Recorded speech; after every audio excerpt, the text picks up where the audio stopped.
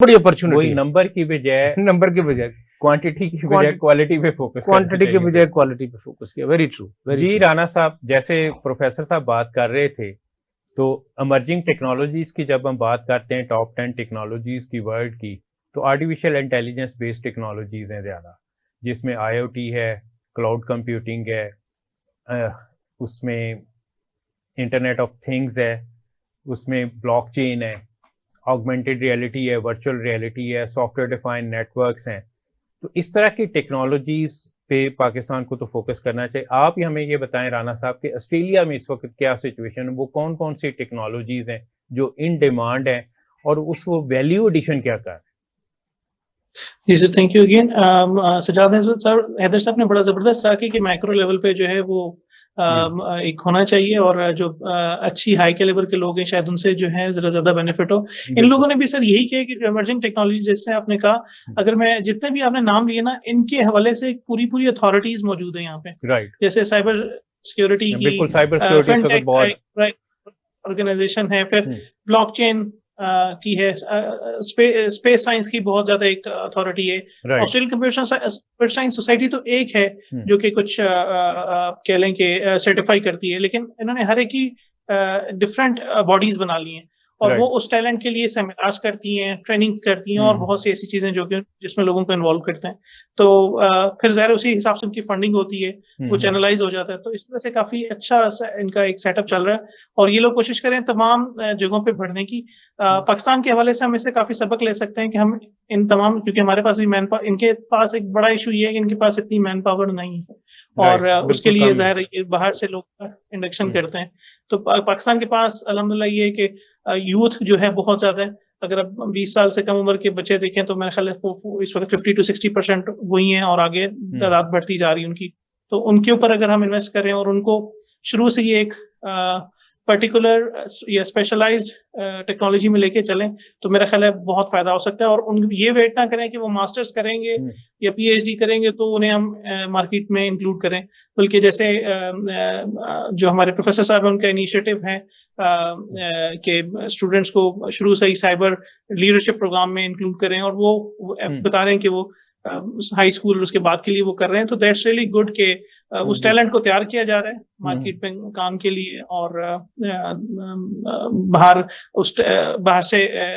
बाहर एक्सपोर्ट करने के लिए भी, और जो इन्वेस्टमेंट्स उन्हें इंपोर्ट करने के लिए। तो दैट्स रियली गुड। बिल्कुल आपने ठीक है। अच्छा, हमें एक चीज और बताएं कि ऑस्ट्रेलिया में यूनिवर्सिटीज में स्कॉलरशिप्स किन किन एरियाज में अवेलेबल है? अच्छा सर, यहाँ पे एक तो जनरली जो सोशल साइंस से रिलेटेड मामला है ना, वो तो काफी इन है।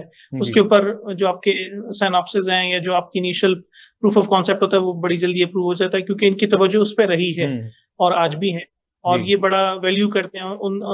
अगर हम पे स्केल्स को भी देखें या जो पर आवर अर्निंग है उसको भी देखें, तो उस सेक्टर में जो एल्डरली एज केयर जो है, फिर और इस तरह की ऐसी एक्टिविटीज हैं जिसमें माजूरों की फ्लॉ बहबूद, उसके लिए जो लोग उसमें नर्सिंग में जो लोग उनकी पे वेजेस, उनके वेजेस हेल्थ मैनेजमेंट सिस्टम में काफी ज्यादा स्कोप है। बिल्कुल सर। तो उस सोशल वजह से तो ये हम इसको कहते हैं। जी बिल्कुल सर। तो सोशली तो ये काफी ज्यादा, अगर हम पीएचडीज को या मास्टर्स लेवल के प्रोग्राम्स देखें तो इसमें बहुत ज्यादा इंडक्शंस हैं और स्कॉलरशिप्स भी अवेलेबल हैं। लेकिन इसके साथ साथ मैंने यहाँ पे जो कुछ लोगों से मिला हूं, वोलोगोंग यूनिवर्सिटी है, मैक्वारी यूनिवर्सिटी है यहाँ पे, उधर मैंने ये देखा कि लोग हाइब्रिड काम कर रहे हैं। वो अगर उनके पास इकोनॉमिक्स है तो वो साथ फाइनेंशियल टेक्नोलॉजी का कोई फ्लेवर अटैच कर रहे हैं। अगर उनके पास वो एमबीबीएस किया है उन्होंने, लेकिन वो कोई ऐसी, जी बिल्कुल सर, ऐसे ही। तो वो अगर एमबीबीएस किया हुआ तो सर कोई ना कोई जेनेटिक टेक्नोलॉजी को उसमें इंक्लूड कर रहे हैं। तो इस तरह के जो इनोवेटिव किस्म के आइडियाज है और मर्जिंग जो नॉलेज बेस है उसको बड़ा वैल्यू किया जा रहा है। उसके ऊपर स्कॉलरशिप्स और सुपरवाइजर्स बड़ी क्विकली उन्हें जो अपने ऑन बोर्ड करते हैं यूनिवर्सिटीज में। बिल्कुल ठीक कहा आपने। हम वापस प्रोफेसर साहब की तरफ आते हैं। तो अगर आपको याद हो तो पहले एक प्रोग्राम में मैंने बात की थी आईआईटी की, इंडियन इंस्टीट्यूट ऑफ टेक्नोलॉजी की, कि अयूब के दौर में अमेरिका से एक टीम आई, अयूब से पूछा हम आपके लिए क्या कर सकते हैं, तो उनका प्लानिंग कमीशन। और सेम टीम इंडिया गई, नेहरू से पूछा तो उसने कहा कि मुझे एमआईटी की तरह 6 इंस्टीट्यूट बना दे। इधर प्लानिंग कमीशन बन गया, उधर आईआईटी बन गया। आईआईटी की वजह से इंडिया काफी आगे निकल गया। और इस वक्त इंडिया की जो आईटी इंडस्ट्री है वो $300 बिलियन क्रॉस कर गई है, जबकि पाकिस्तान की आईटी इंडस्ट्री अभी भी $3 से $4 बिलियन पे खड़ी हुई है। तो ये विजन जो है ना बहुत इंपॉर्टेंट होता है इस पॉइंट ऑफ व्यू से, कि आपका विजन क्या है और उस विजन को लेके आप आगे कैसे बढ़ते हैं। तो मेरा ख्याल अभी भी देर नहीं हुई, अभी भी हम अगर अपना किबला दुरुस्त कर लें तो हम बहुत कुछ कर सकते हैं। बांग्लादेश हमसे आगे निकल गया। डॉक्टर साहब, इंडिया की जो आपने बात की है उसकी रूट्स जाहिर है बहुत पुरानी है, 50 साल से ज्यादा, बल्कि 60 साल के करीब हो गया। 56 की बात है वो। हाँ जी। तो मैं आज से 22-23 साल पहले इंडिया गया तो मैंने बेंगलोर में जो सिलिकॉन वैली है वो विजिट की, और इसी तरह दिल्ली में और बम्बई में। तो उस दौर में जो चीजें बहुत ज्यादा अहम थी उसमें वो पीक पे थे। राइट। अभी जो नई टेक्नोलॉजीज आई हैं जो एआई बेस्ड है मोस्टली, या एआई सपोर्टेड हैं या एआई बैंक्ड हैं, उनमें वो बहुत आगे, and that is the reason they are making money, and they are making lot of money.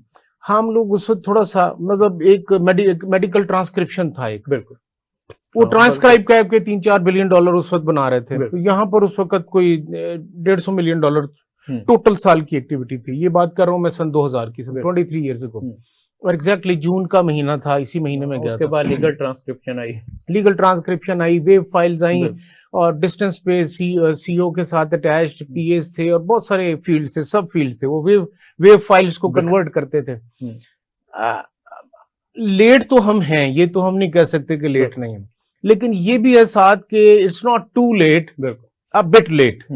अभी जो नौजवान खुद मुतहर्रिक हो गए ना डॉक्टर साहब, ये सबसे अच्छी चीज है, लेकिन जब तक गवर्नमेंट इसको फॉर्मलाइज नहीं करेगी, फॉर्मलाइज पैटर्नाइज नहीं करेगी, इसको विजन नहीं देगी जो आपने कहा है, तो वो फिर मुश्किल हो जाएगा। मिसाल के तौर पे इस वक्त बहुत ज्यादा काम, क्योंकि विजन नहीं है या बहुत एक डायरेक्शन देने वाला कोई इंस्टीट्यूशन नहीं है, तो वो बहुत ज्यादा फ्रीलांसिंग के ऊपर जिसका दिल किया किसी एक प्लेटफॉर्म को, टूल को पकड़ा और उस पर वो शुरू हो गए, और उसके 2-4 हजार स्टूडेंट आए, जब सैचुरेशन आई तो दूसरे को पकड़ लिया, बट ऑल डिजिटल क्लर्क्स। एक बड़ा अच्छा आपने पॉलिसी की बात की, मैं आपको रोक रहा हूँ, बड़ी इंपॉर्टेंट बात है। हम अभी क्योंकि ब्रेक का टाइम हो गया, तो ब्रेक के बाद आके खास तौर पे पॉलिसी के ऊपर बात जी इंशाल्लाह। जी नाजरीन, ब्रेक का टाइम हो गया और ब्रेक के बाद वापस आके हम प्रोग्राम का यहीं से आगाज करेंगे। Stay tuned.